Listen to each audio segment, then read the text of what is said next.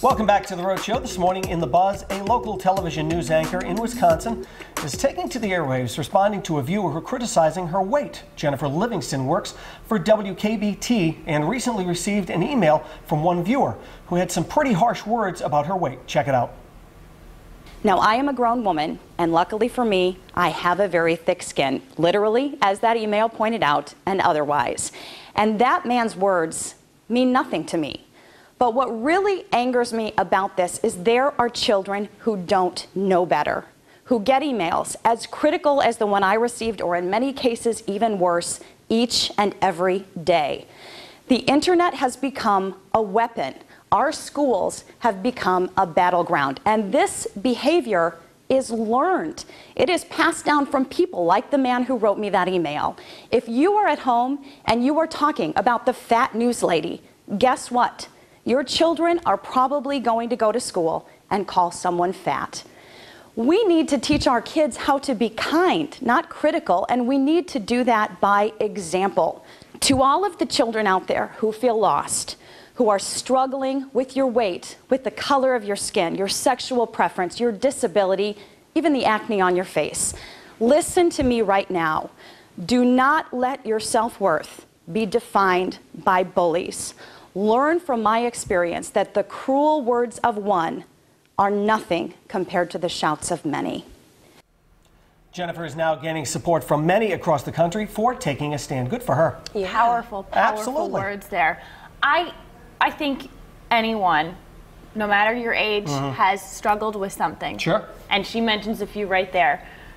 Weight, sexual preference, no matter what it is, even something as simple as, you know, you have a breakout on your face of acne or something like that. But this is so powerful to me. I am completely inspired by you. Thank you for taking a stand on this, because it's these tiny things of, oh, you know, oh, you're such a fatty or whatever. And I'm sure it's a lot worse than calling just someone a fatty.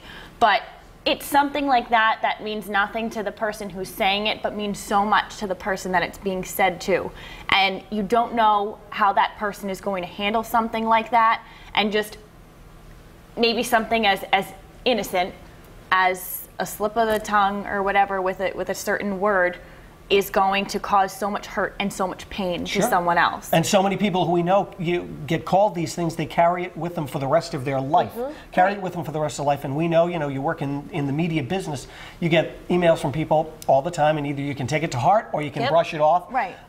You got to be able to brush it off. You have to have a thick skin, like she said. But she was very brave in getting out there and saying something. Everyone goes through grammar school, middle school, high school, and you have to deal with these bullies all of your life. Even now. Yeah. Even now, absolutely, even now. And a lot of them, it's because they're insecure themselves, and that's why they're taking it out on you. And being able to do it in email or Facebook, I think people feel that, you know, it's their right that they can voice their opinion, but what they need to know is that people actually read that. Sure. I mean, I know personally, I hadn't grown up or been in the media or in the eye that long, and when I started, it was tough, some of the things I had to read. And you get a thick skin, but it's like, do these people not know that I'm a real person, that what they're saying and how they're, you know, remarking about my hair or my outfit could possibly hurt my feelings? So, you know, for her to stand up and do that was so wise, because I think even we fall victim to that, you know, and people who we meet, all of our friends, you know, we'll watch television and we'll say, oh, Nicki Minaj, that was an ugly outfit, she looked fat in that. You and know, your kids are sitting there and they get their hair in it all anyway. Yeah, and it's tough, and you have to remember that you are now a role model for the kids. And everybody gets brave as they're sitting behind the computer.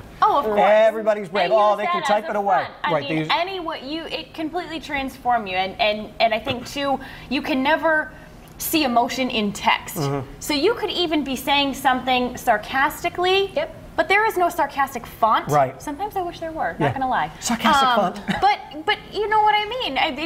It's hard to read something. Get the emotion it's one thing to hear it from someone and to see the look on their on their face, their expression, but to read these words, I mean, you don't know how that's going to come across. Maybe this man was trying to, I'm not trying to offend him in any way, because I think this was a little too harsh with what he said, but maybe he was just trying to, you know, he was trying to say, hey, you should be promoting healthy kids, and maybe it's the wording that he used that was so wrong. Right. And everybody has to deal with bullies. Yes. As we were saying, whether it's school, middle school, or high school, or even when you get into the workplace, or even whatever your job is, you have to be able to deal with these people. Some people take it to heart, which is understandable. Other people are lucky enough to be able to brush it off. But I still think even those who brush it off, still in the back of their mind, it still affects them in some way. And I was happy that she stood up and she said to those kids, you know, for those of you who feel like you're being bullied or you feel pretty bad, don't worry, you know. And this man who wrote that letter, shame on you. Yeah, not good. Not good at all. Yep. Well, we asked our Facebook friends, we posted actually this video up so all of you could watch it.